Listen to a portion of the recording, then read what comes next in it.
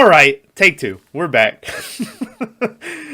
Graveyard Shift movie No, podcast. first try. You're not First supposed to try, let him yeah. know. Graveyard Shift movie podcast episode number 59 this week. Hey, 10 more, and we're having a good time, We're baby. having oral. This week it was Tyler's pick, and he picked Cabin in the Woods from 2012, the year of our Lord. Ironically, that was when everything was supposed to end, was 2012. Did you ever buy into that? Me and Maverick got on an Xbox call as it was hitting the time it was supposed to end. And we were like, oh? And it didn't happen. Obviously, we're talking. But, You got to remember, I was alive for the Y2K. you were, yeah. Well, I was. Well, I just you didn't were know. too, but yeah, but you were like 6. But And you're anyway. like, where's Paw Patrol? Yeah. But Yeah. no. Hmm. I never worry about stuff like that. Yeah. If anything, I you're welcome like, it, please, oh, yeah. Anyway, Cabin in the Woods from 2012. A movie that I knew what the premise was, but this is the first time I've ever watched it all the way through. I gotta tell you, I don't know what you're gonna score this one. Tyler, I'm gonna go all the way to a fucking 9 on this one. I really like this movie. A lot of people love this movie. A lot of people love it. So, starting off, bang, 9 for Cabin in the Woods. So Tyler, go ahead and give it your 4. Is that your highest score that you've ever given? It might be highest, like, a movie I haven't seen. Because I gave Return of the Living Dead has a 10. That's my only 10. Hereditary has a 9. But, like, I had seen that. That was my pick going into it. Yeah. So the second highest would be, I think, Last House on the Left. I gave it an 8.5. So I think this is the highest highest scored movie that I've given that I haven't seen going into it. So Cabin in the Woods, shout out.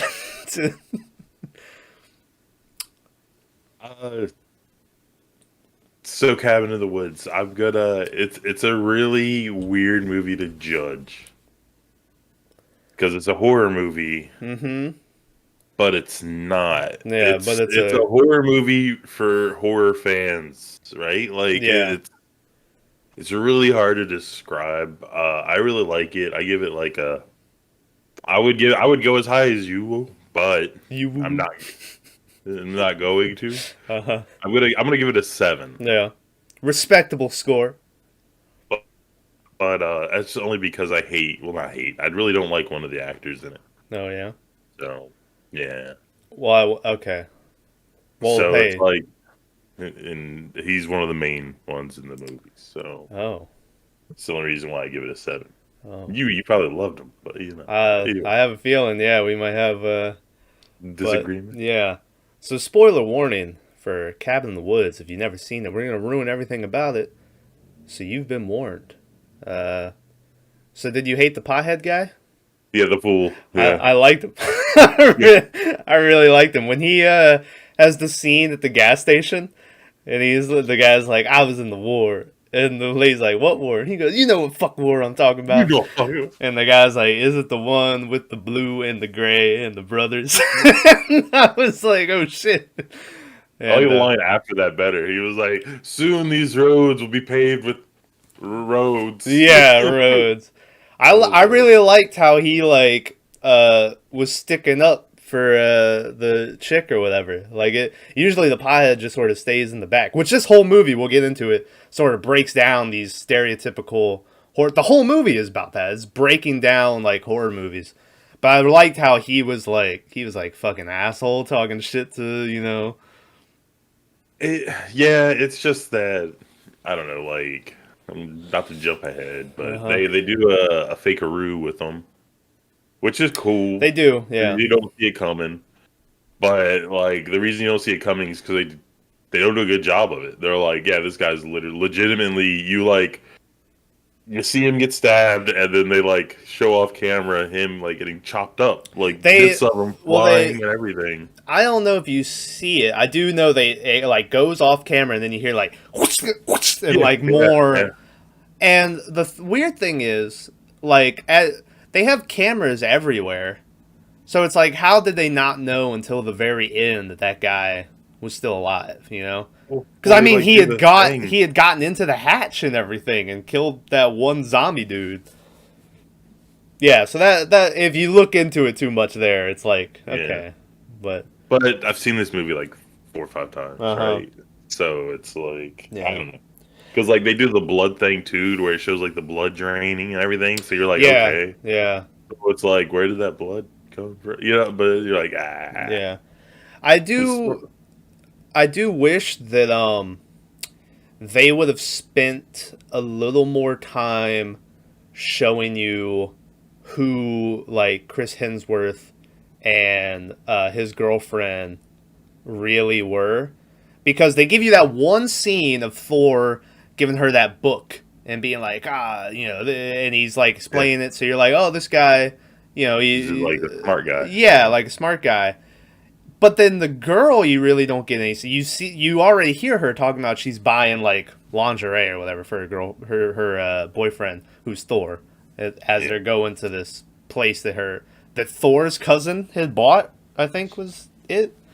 It was like his uncle or his cousin or my cousin just bought a place in the yeah, I think it was the cousin, because I think the end scene was the girl being like, I don't think he even has a cousin, and it was like, oh, but yeah, and so then when they get there and they start piping in the like horny gas and the stupid gas and stuff, you didn't spend long enough to know that wasn't really how that girl acted.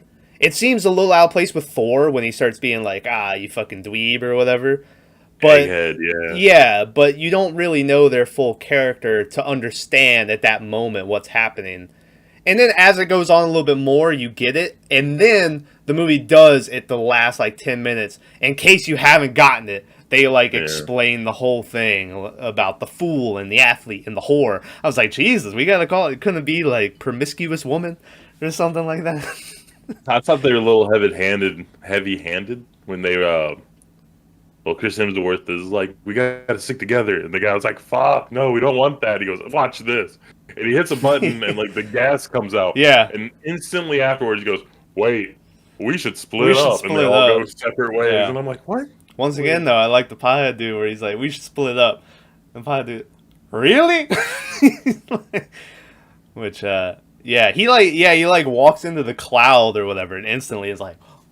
But then it affects the other guy too, who I don't know his name, who was just brought there because they were hoping he would hook up with that girl. Which he was probably the most pointless character in the movie. That guy. I think he needed to be a douchebag. They don't have like a douchebag in this movie, right? And they needed one, right? They needed one to where you're happy when they die. Yeah, him or the security guard at the place who kept questioning everything they were doing. Like, I kept waiting for him to do something, and then he just gets killed. Like, at the end. Dies. Yeah, you're like, yeah. Okay. And so both of those characters could have seemed... I get if, like, they wanted to do the thing with the pothead guy being, out of the way, or coming back later, and we'll get into the Chris Hemsworth scene that kills him off. Amazing. And so they wanted to they needed someone to be driving that RV so you get the shot of the scythe coming through the neck or whatever, which they set up. Like, as they get into the RV, there's the muddy handprint on it.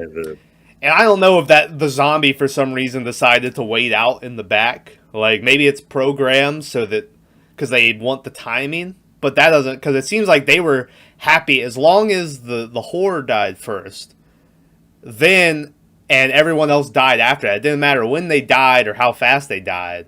They just had to die. And then the final girl can live. It just matters that she, like, is traumatized or whatever, has gone through all this trauma. Yeah. The virgin, The virgin, that's not a virgin. Please, they weren't zombies.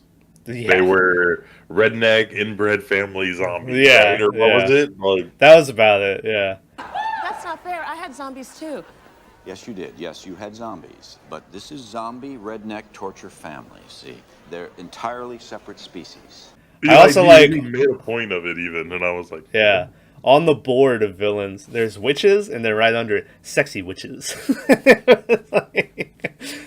That's pretty good. But yeah. So this whole movie basically can be seen as an explanation for how every horror movie starts. It's just the old gods or whatever who used to rule the earth.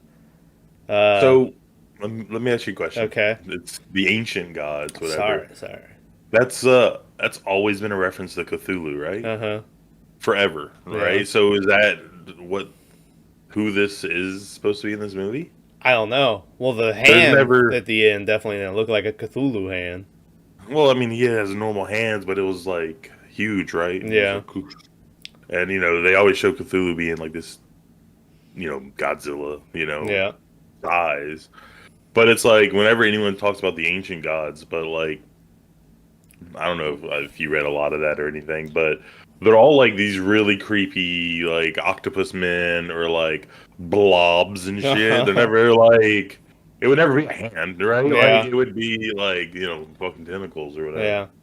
I forgot I had my cam on so I can do the. Yeah. So. But yeah, so the ancient gods or whatever, they are just hanging out in the bowels of Earth, and I'm assuming it has to be like once a year. They need like this sacrifice of 5 people. I guess that was the number they threw out there, and it was like specific people, and it was a whore, athlete, the fool, and the virgin, and who was the 5th one or It whatever? had to be the guy that we didn't know his name. Yeah. But I don't know what he was called. I don't either. It's almost like he was a pointless character. But yeah, and so the whole like thing basically is set up from the beginning. Like they have people watching them as they leave the building. They have a force field around the location they're staying at. All the items in the house that you see them messing with, they have a real tense scene where after they go in the basement, everyone's messing with shit. You get a guy, Thor is playing with what's clearly like a Hellraiser. The That fucking guy looked cool too. he right? did look cool at the end. You see like makeshift Hellraiser, but he has like saw blades in his head or whatever. Like in him. Yeah. And all these trinkets, it's basically whatever they do first is what sets it off. That picks what is their villain. So they could have wound up with anything. They could. Was the painting ever anything? Like, I never understood that, and I've seen this movie a couple times. Yeah. I don't know. I don't think. They did a point of really focusing on, like, that. Well, maybe it's just they're sending the lambs to slaughter. Because wasn't that what the painting was? It was a lamb getting torn apart or whatever. Yeah. But that's about it, I think. I wonder what would have triggered the werewolf. Was it the wolf head that she was making out with? Was that somehow? Yeah, I guess. I don't know what else she would have had to do to. what would have triggered the merman? Boy, did I want to find. We'll get into the merman. Something about the ocean or the water or whatever. Maybe, yeah, but Lake? yeah. But anyway, the first thing, as everyone, Thor has almost completed his puzzle, and then all of a sudden, main girl is like, "Hey, everyone, listen to this," and she starts reading the diary of I can't remember. Buckley was the last name, I think. I don't know. It was pretty gruesome though. Yeah, and it's all of this family murder, all this shit, right?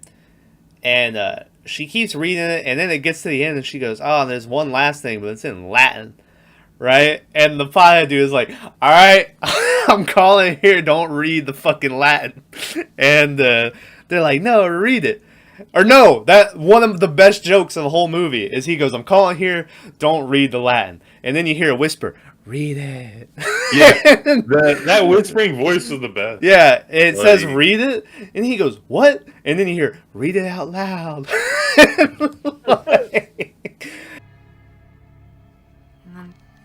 And there's something in Latin. Okay, I'm drawing a line in the fucking sand here. Do not read the Latin. Read it. What the fuck? Read it Dolor. No. And that was a good one. And so she reads it, and there you go. Then the redneck zombie family is unleashed, which the company that has this whole thing running or whatever has their betting pool, and so some people are very happy that it was them because they're like, all right, won the money. And then you get a shot of homeboy coming over to bad guy from Billy Madison, and being like, and the dude was all sad, and he's like, he had it in his hand. The guy was like, yeah, one more second. He's like, I'm never gonna get to see a fucking merman. And it was like, he was so sad about not seeing the merman. The merman was the conch shell. That was what it was. We were just talking about, because he was like, he had it in his hand. But yeah, so there you go. And then the zombies are unleashed upon them. So, by the way, that pothead dude, I saw a fun thing where the scene where they're all swimming and shit. If you notice, like, he's just standing there all fully dressed and doesn't get in the pool or the pond, which you could just see as that he doesn't care about doing it. The real reason is that dude is in tremendous shape and he is fucking ripped, and they didn't want him taking off his shirt because they were like, this doesn't look right for your character. So shot of that.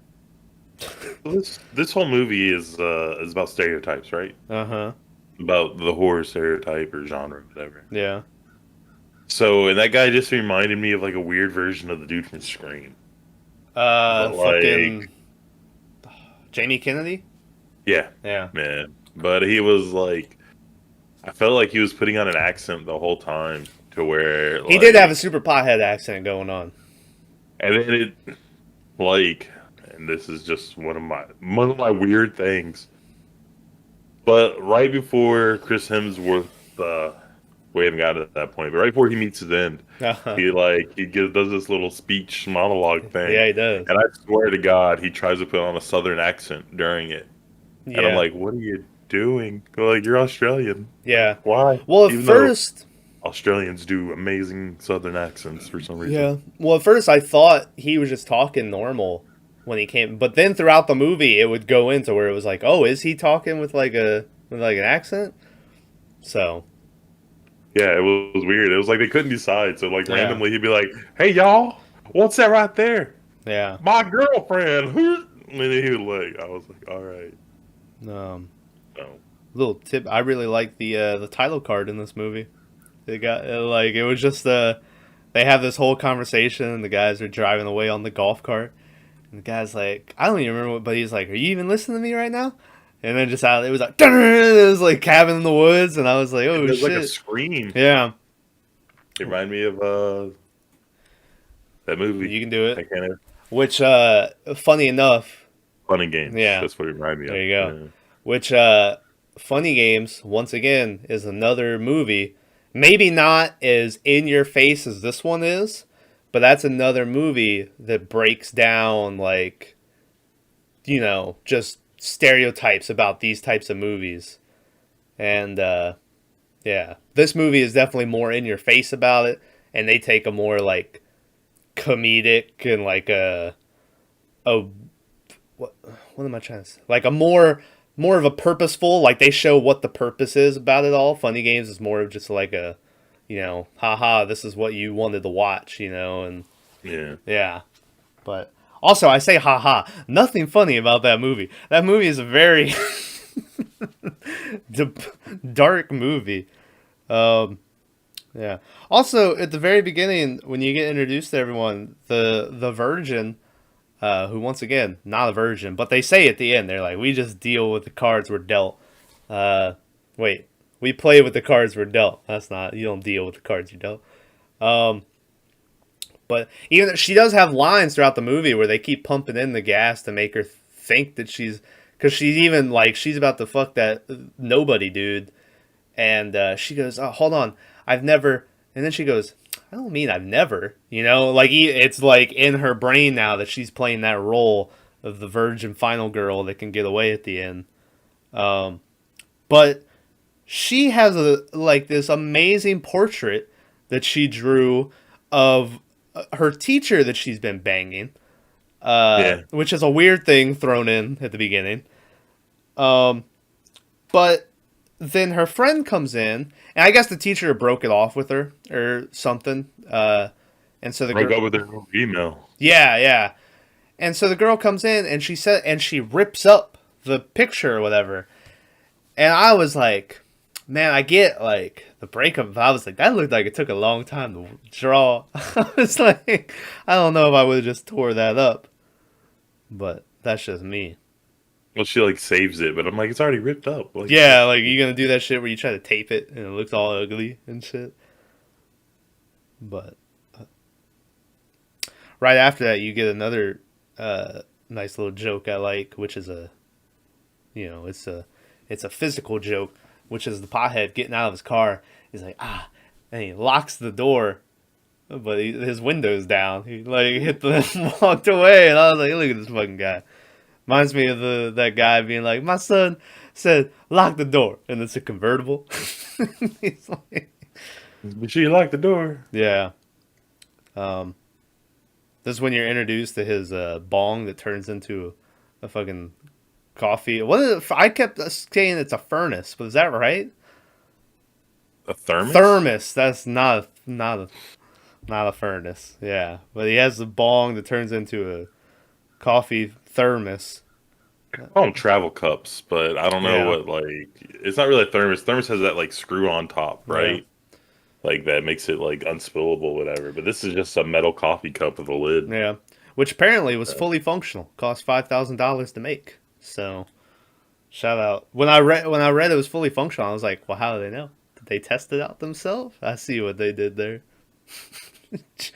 Cheeky bastards. But yeah.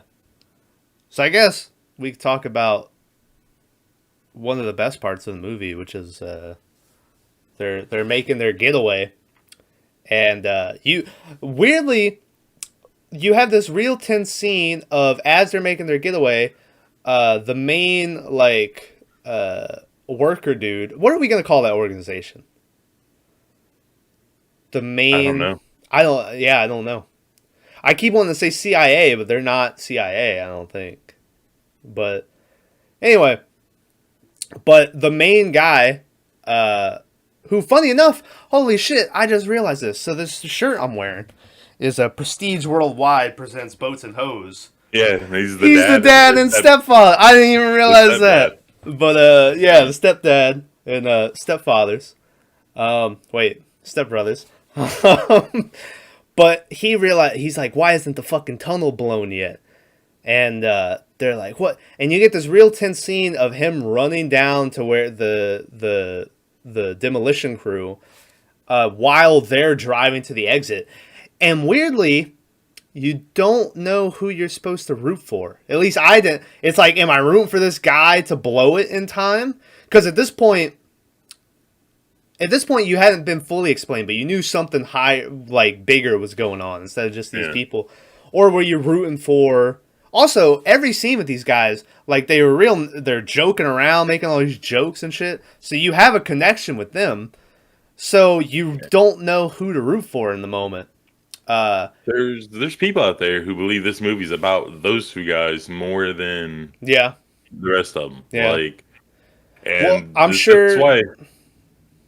Like, this, you look at this as a horror story, but it's like really like a bad day at work story. Yeah. If you look at it from their point of view, and as a man who's worked all his life, I totally get it. Yeah. I'm like, this. Like, I'm sure kind of it's like Robert Kirkman always talks about. If he wrote The Walking Dead from Negan's point of view, everyone, it would be, Negan's the good guy.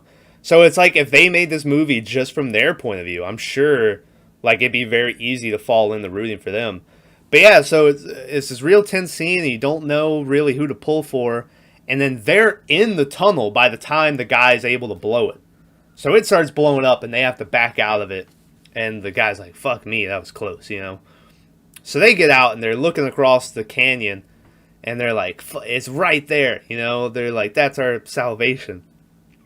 And so the nobody... goes, he's like, man, it's almost like we could just jump to the other side, you know? And Thor goes, that's a perfect fucking idea. And then you get this dirt bike, which has been on the back of their RV you got like 3 shots of it, and that was it to know it was there. And he takes it off, and he sits on it, and he's like, I'm going. Even if I, wipe out, I'm going to limp my way to the police. I'm coming back with police, the army, and big fucking guns, and we're going to get rid of these guys, And, like, he makes this really good speech, and he's like, we're fucking getting out of here. And so he goes back. Oh, also, the guy's like, don't hold anything back. And the dude's like, I never do. Never do. Yeah. And so he goes, and gets his head start, and he floors it. And now this is the part in the movie where you're supposed to have forgotten that at the beginning when they go in, you see a fucking eagle eat shit on the force field right there. Now, if you're like me and you haven't forgot about that, you're probably like, hold on a minute. And so he's going, and man, is it a hell of a jump. And then it's playing like this dramatic music, and then it just goes rolling down the wall. By far the greatest part of the movie. Yeah. Like, I loved it. I loved it. Because it's all inspirational. It's playing music. It's one of the best deaths that we've seen, and it's on the show so far. So good. It's almost like I don't know if you ever watched it, like Hot Tub Time Machine. Yes, I have watched. You remember when like the douchebag or whatever his name? I don't remember his name, but it's like it plays Enrique Iglesias or whatever, and it's like, you can be your hero, and he's doing the slow punch or whatever, and then it does nothing. Yeah, and the guy just beats his ass. Pretty good. But yeah, so Thor, R.I.P. Thor, he's dead. Which after that, that's when, like I said, they get back in the RV. The nobody just starts talking about they're just going to drive as far into the woods as they can, and get out on foot. Which the girl at this point has realized that Marty, I think, is the pothead's name.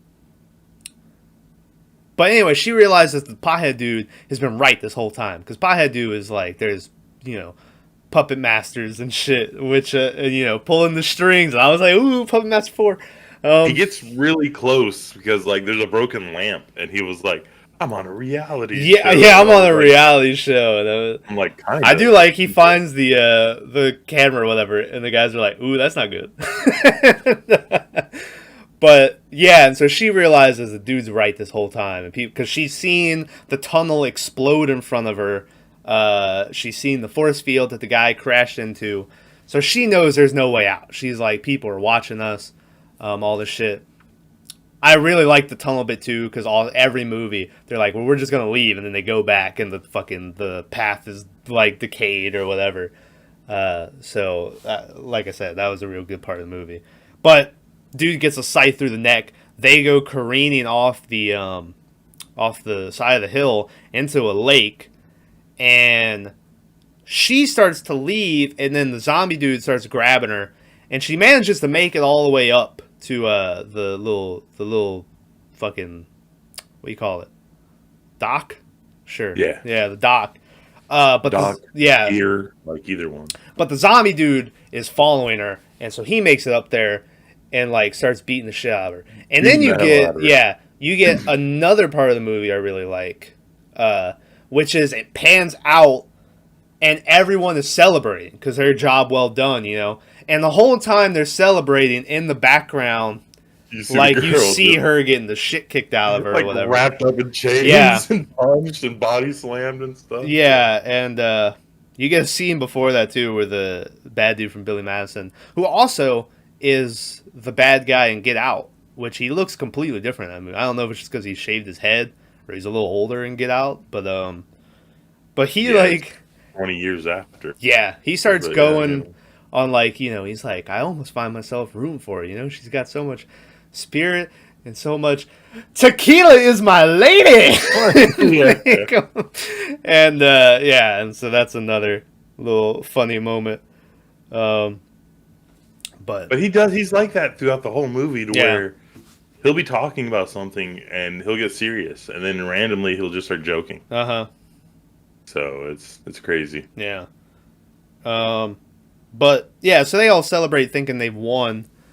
And then once again, I think that scene gets even better when the phone starts ringing and like it gets real serious all of a sudden. And the guy's like, cut that fucking music off, you know? And he goes walking over there, and that's when you find out that someone's still left alive, and it ends up being the pothead dude, and he saves Homegirl. And he saves Let me ask a question. Okay. Like, because this happens, this is like one of the probably the only, the big flaw of the movie. But right before the phone rings, the maintenance, I think it's maintenance. But I think it might have been upstairs was calling. Who we learn later who upstairs is. Maintenance was like, why didn't the tunnel blow? He's like, oh, well, it was, someone upstairs turned it off or whatever. Yeah. It's in a power surge or whatever. It's like, why would they want them to fail? Yeah. Like, I don't understand that part, because that's when the guy's like, what? And then the phone rings and he was like, that is weird. Oh, yeah. And it was like, well, if they're being sabotaged by Sigourney Weaver, like, why though? Yeah. Because like that was so early on, there were still 3 people not dead, so you figure they'd want the tunnel to be blocked. Yeah, I don't know. That was weird. That's the only part I didn't understand. And Yeah, I was like, why? But maybe one of our fans will tell me why. But dude ends up showing her this hatch he's found, which apparently he's been hanging out in there. And he called it a grave, but it just looks like a cellar. Yeah, it looked like a cellar.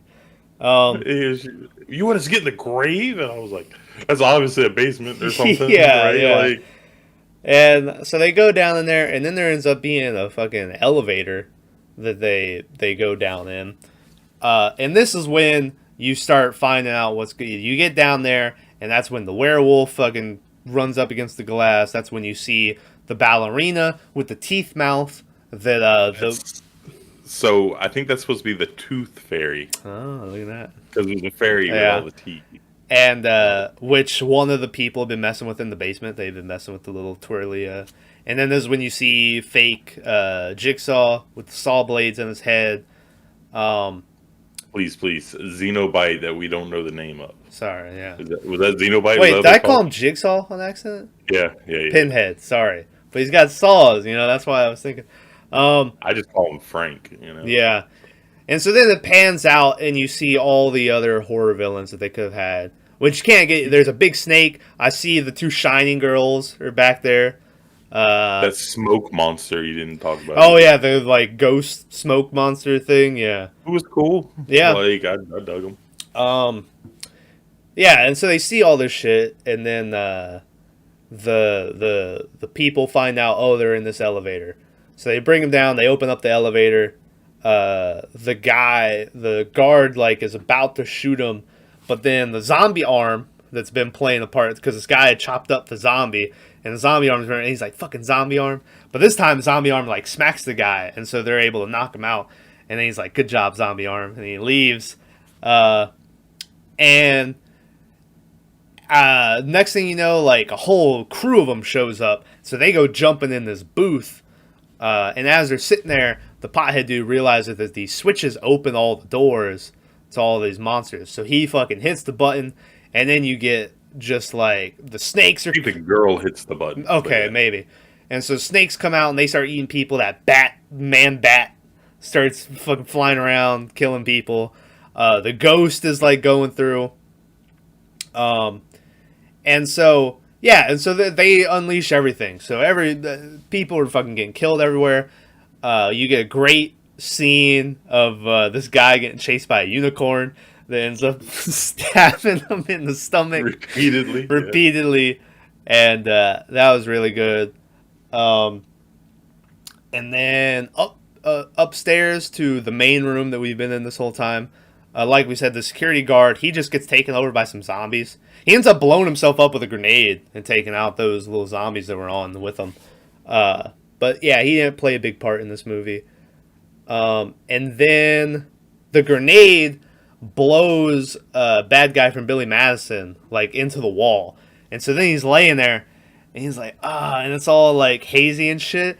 And next thing you know, it starts playing this like sad, dramatic music, and out of the smoke comes crawling the merman. And, and I was like, oh shit.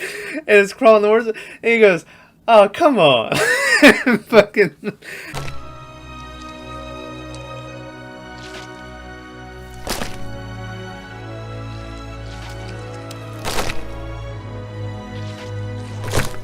Oh, come on.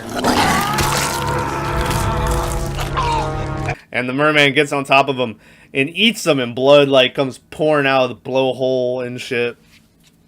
Yeah, which is a dolphin and not a merman. Yeah, But you know. I guess a merman's is interpreted, right? Yeah. Like, we've never seen one. Yeah. So you can make it whatever you want. Yeah. So. So then main dude from Step Brothers goes running away, and then as he rounds the corner, homegirl stabs him in the stomach.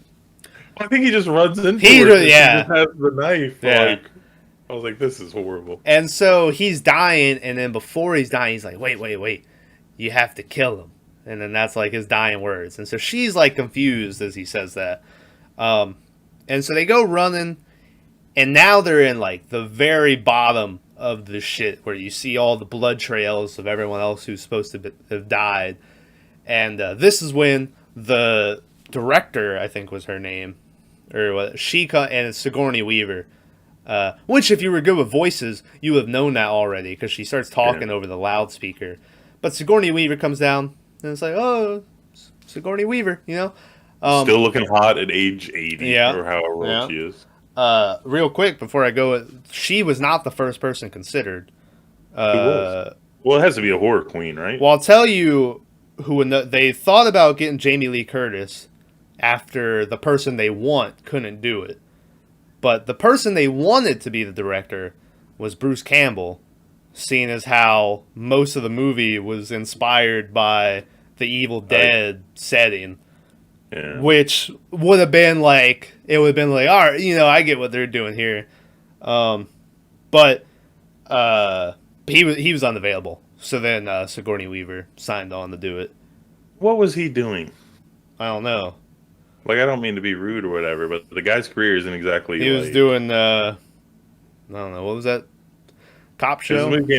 This movie came out in 2012? 2012. I think it was filmed earlier. I'll get into that. There's a whole thing about that. So really it was filmed like 2011 or something. But he was doing like the Adventures of Briscoe County. he was or doing, something. Like, here you go, 2011, Burn Notice, The Fall of Sam Axe. It was a Burn Notice movie. Yeah, but that's a USA movie. Listen.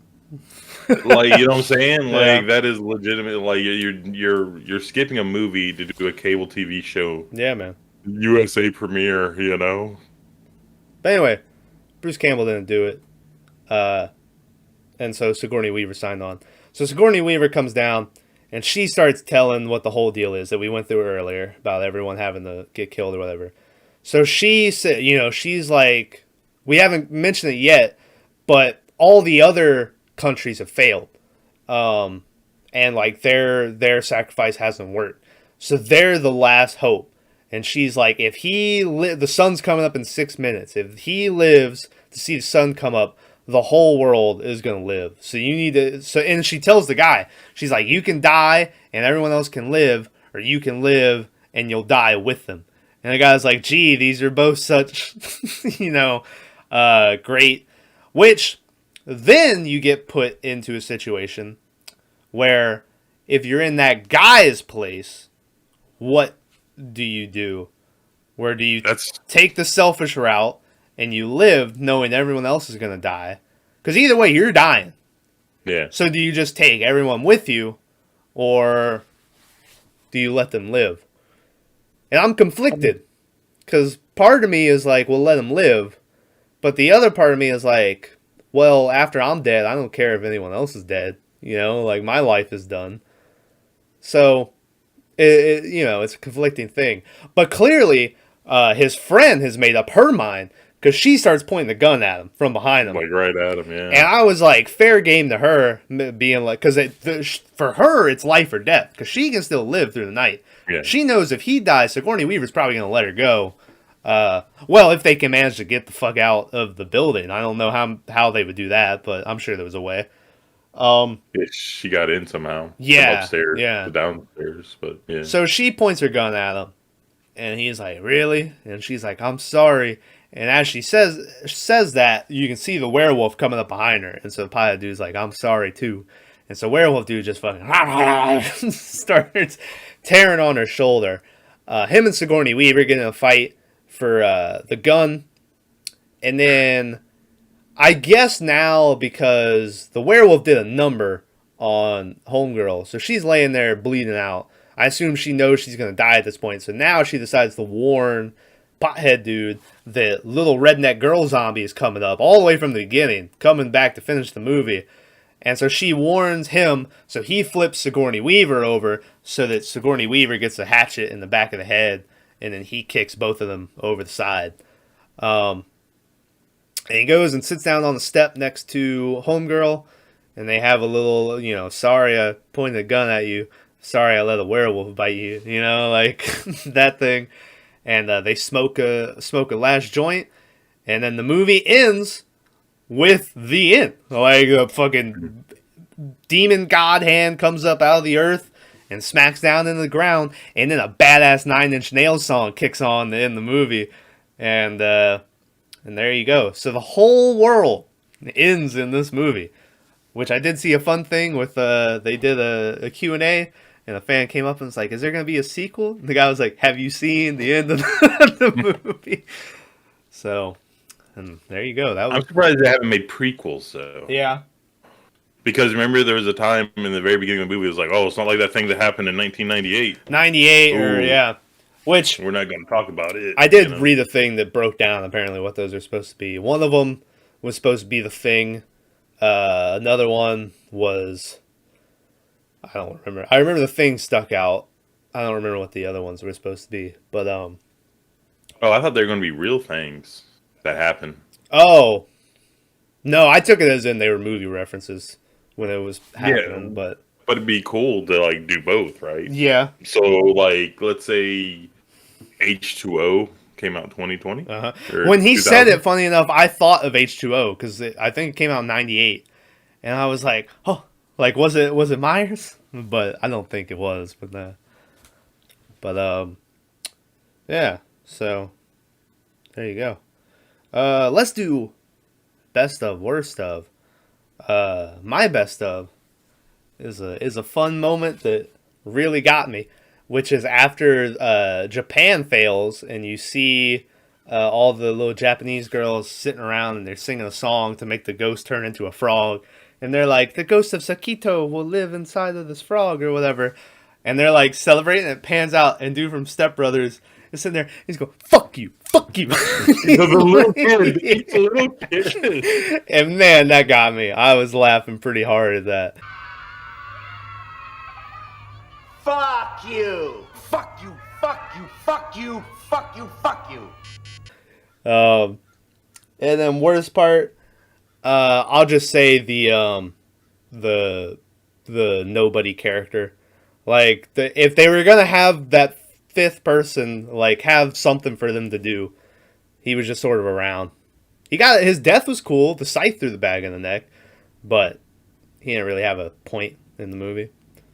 So, Tyler? I'm gonna go one further, because I didn't like that guy. Uh-huh. Well, I mean, I didn't like the pothead guy, just because I think he was a little too, I forgot what they call it, but there's a term for a person in a movie who has the answer to everything and, like, fixes everything. Uh-huh. Can't remember what it's called, but they did the thing I hate the most, where they try to make a guy look smart by giving him glasses, and they did it to that guy, the throwaway character, because he's like in the whole thing, you see him and he's normal, but then they have like he's sitting on a couch reading a book, he has these little glasses on, and I'm like, if anyone knows me and my rage for Batista, you know how much I fucking hate them little glasses.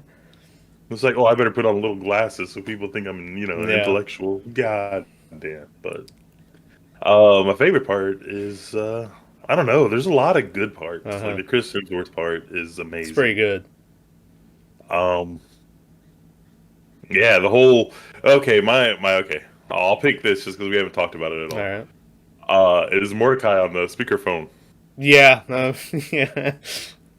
He's like, the fields will run red in the blood of the innocent. We must purge the. Wait, am I on speakerphone? He's like, yeah, sorry. Okay, there you go. And then he just keeps going on. He's like, I'm still on speakerphone. God damn it. Like, Yeah, that was good. so good. So. Yeah. There's another. I thought there was a good scare when you get a scene where Pothead Dude's freaking out, and then once again the Whisperer is like, "Go for a walk," and he goes on a whole thing where he's like, "I will not be a puppet. You will not pull my strings. I'm gonna go for a walk," and he like goes walking out, and this is already the horror has gotten killed at this point, and you assume Chris Hemsworth is dead because he gets fucked up. And so as the guy's like taking a piss or whatever, you see one of the zombie dudes coming from behind them. And then they do a nice misdirect scare where then Chris Hemsworth comes in and he's like, run! And he like grabs him from the side or whatever. And I was like, ah. Like, yeah, he does that. And then they run to the house and he like clotheslines the zombie like it even one Yeah, he does. And I was like, ah, Yeah, and he's a fucking zombie bitch. He runs. Yeah. But, let's see. This movie had a budget of $30 million, made a box office of $66 million. Three away. Yeah, which I think for the most part, the budget was spent on like the last 20 minutes with all the monsters and shit. I've seen behind the scenes stuff of it was just a nightmare doing all that, the monsters in the that place or whatever. I don't know, because like besides that, I don't really know what would have been all that expensive. Like the low. So Chris was Hemsworth a name at that no. point? So Chris Hemsworth. They made this in 2011, and then MGM went bankrupt, so it just sort of sat on the shelf for a long time, and then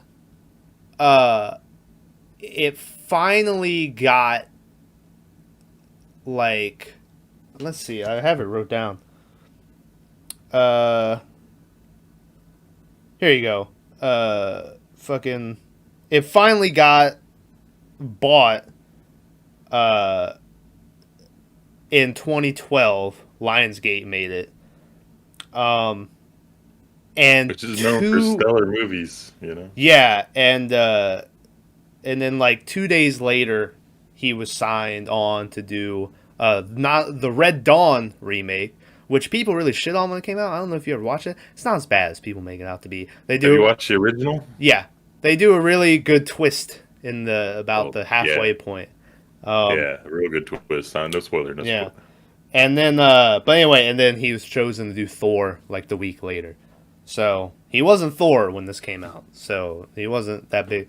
But yeah, besides like, because the setting, it's cabin in the woods, you know, which is like, even though Evil Dead is like the cabin in the woods, but and I'm sure there's others, but when people think of horror movies, I think they think cabin in the woods, like, and that's a horror movie. But that's not really I guess you could say Friday 13th, but that's a whole like camp, you know? Well, they do the same thing in this that I always hate also, to where it's a little rundown cabin in the woods, but it has like 6 bedrooms. Yeah. Right? It's really big inside, room. Yeah. But you see from outside, he's like, all right, that's a 1-bedroom house, you know, but no, it's amazing. Yeah. Also, the scene that tested highest with audiences when they did test screenings was the merman scene. So I was happy to see that. Also, another fun fact, the merman, the special effects artist who made the merman was none other than Heather Langenkamp, who played Nancy in Nightmare on Elm Street. And like Nightmare on Elm Street 4 is when she comes back, and then she's in New Nightmare playing herself. So that's a whole thing. But I know she left acting early 90s, and she started like a special effects team with her husband. And so she does like a whole bunch of shit in these movies. Which her husband was someone too. There was another weird fact I'd seen forever ago. But Oh shit, we forgot the most important part of this movie. what's that? That's the clown. What? The random clown who like kills a guard Yeah. and he's walking at the I don't know who, Uh but like the guy's shooting him and he's just like ha ha ha ha ha. That guy was actually pretty creepy. huh. Yeah. Yeah, I couldn't. Scare I in the couldn't movie. tell. I was like, is this supposed to be Pennywise or is this supposed to be? Then again, I don't know if that Terrifier movie had come out yet with Art the Clown. Or John Wayne Gacy, Yeah, right? Isn't he the killer clown? he is the killer clown. Yeah. So I mean, there's a lot of people just have a phobia of clowns, right? Yeah, So, yeah. like, I never that was guy scared was- of clowns when I was a kid. that guy was generic enough to like trigger that phobia. I don't care. Right? Uh-huh. The clown's a person, Yeah. right? And then I just watched it, and then I went, oh no. But you know, like I'm not afraid of clowns. Yeah. How, Nothing in there. Okay, what do you think the scariest monster is? What would they unleash on you that would actually like get you? I mean, the werewolf is probably the most intimidating one out of them, right? Or maybe the big fucking snake. Like, if that just came slithering through the woods, you're like, oh. I have a hard time I just seeing. say in real life, like Yeah. I don't know, because like werewolf, you would just think like I'm a you know me and wanting to fight gorillas, Yeah. but like people stealing my bit, but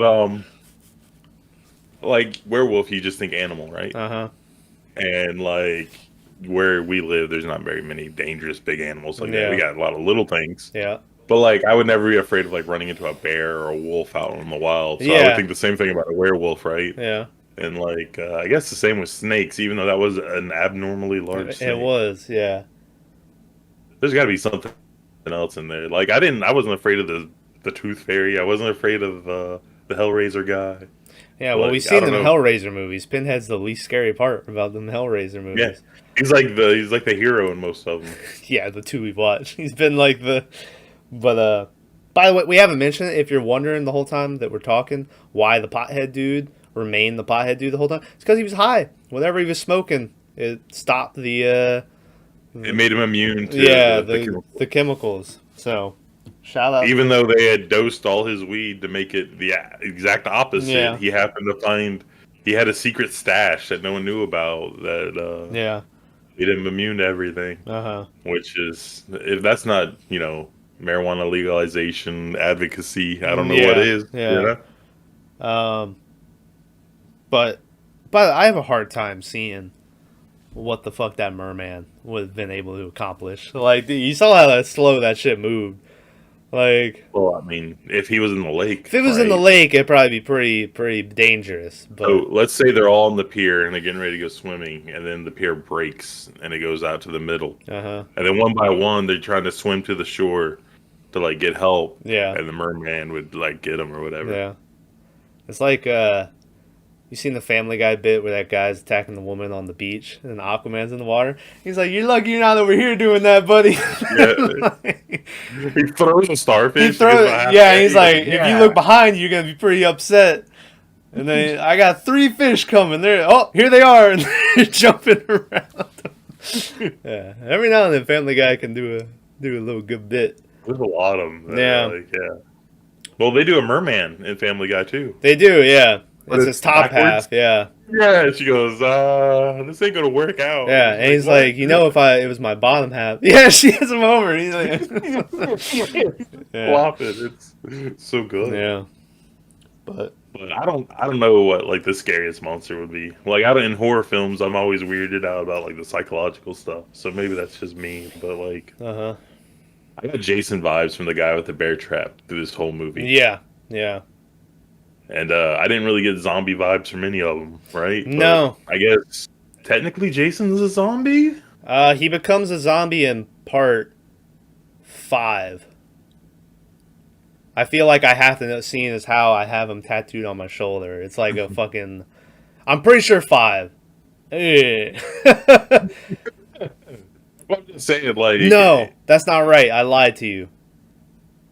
Well, how can he be a zombie if he died as a kid? Okay. And he grows up into a man. Well, I guess they say in lore, I guess he didn't really die. He's just been hiding in the woods. I don't know. But I think part 4 is when he gets axed in the head. Part 5 is when it's not really Jason. It's a fucking copycat killer. And then part 6 is when he gets zapped by lightning in the grave and brought back. I'm pretty sure. I think I got it right there that time. So if I didn't, well then, come at me in the comments, baby. Come at me. But Not in the comments though. Come at him at his house. Yeah. Like be the real Jason. Yeah. That we all need. He shows up and he's like, actually, you see what happened. He starts to. Yeah. Yeah. Like, take off the mask. Let me see your derpy face. Uh huh. So His fucking derpy face. I don't know how else to describe it, but there's the end of 3? Is it where he's like up in the barn and he doesn't have his mask on? That's and he does, 3, yeah. He has that little Yeah. That scared the shit out of me as a kid. Yeah. Yeah. Like that was the worst moment. I still have nightmares about it. Yeah. So. And I see it every time I look in the mirror. Oh shit. So anyway. Alright. It's a great movie though. It's a good movie. It's a good movie. Fucking 9. Next Shout week's out. movie. Next week, it was supposed to be Maverick's pick, but Maverick's been dead for 2 weeks. R.I.P. Yeah, and so I think I'm just gonna skip to my pick. So that's what we're gonna do. Executive decision. Maverick's dead. Hopefully he'll be back next week. But so next week, going in blind for a movie that I looked or had seen. So I hope you're ready to go back to animation land, because next week we're watching a movie called Perfect Blue from 1997, a Japanese anime horror thriller mystery, which has very good reviews, but we'll be the judge of that, baby. Ain't no cartoon gonna be a good movie. Yeah. So. Can I do a side note right here? Okay. A little. I don't know. We won't leave that in. But we have our series where we watch different movies. Not horror. Uh huh. I forgot what we called it. Smoke break. Yeah, we should have done Side Hustle. That should have been the name. Oh, but yeah. It's fine. I watched the new Suicide Squad. Yeah. And I don't know if you want to do a review on it or just don't, I guess. Okay, I have to watch it. I haven't watched it. Yeah, but I thought about it. give it a watch. Let me know if you made it through the whole episode and you watched Suicide Squad. Let me know what you think of it in the comments. All right. All right. But this is coming out like It'll be out for a week or while. something. Yeah. Yeah. So All right. people have time to watch it, but Well, I don't know. Well, hey, maybe a smoke break episode coming on the Suicide Squad. Yeah. We need a smoke break. We need overtime. We Yeah. need. Hey, while you're here, I never promote this channel on the podcast, but over on the gaming channel that we've had that's been existing in the world, we did just hit our 3-year anniversary, and the best of video for year 3 just came out. When this comes out, it'll be about a week ago. So I didn't even see that. it's not up yet. It comes up Oh. tomorrow, but for them it'll be So go check out best of year 3. Honestly, go check out best of year 2. I think that was our best year. Year 3, there's some good moments in there, but year 2, that was pretty prime. Well, 1 and 2 are great. Yeah. All the videos are good, but if you don't want to, if you're used to the hour-long format that we apparently stick to for this one, just watch the best ofs and you'll get the best of everything. Yeah. But yeah, it's us going crazy. Yeah. You get some it's- drunkenness in there at points. Boy, do you get drunkenness in there. So, anyway. All right. Well, thanks for listening to the Cabin in the Woods podcast episode. Next week, like we said, Perfect Blue. Catch it then. Smoke break. Fucking coming maybe soon. Maybe. Overtime coming soon maybe. And hopefully, once again, Maverick, we're hoping you pull through in this tragic accident and you wake up next week to... Maybe it'll come back, maybe you won't. Back to life, not like... So, anyway. All right, thanks for watching, guys. See you next week. Boom.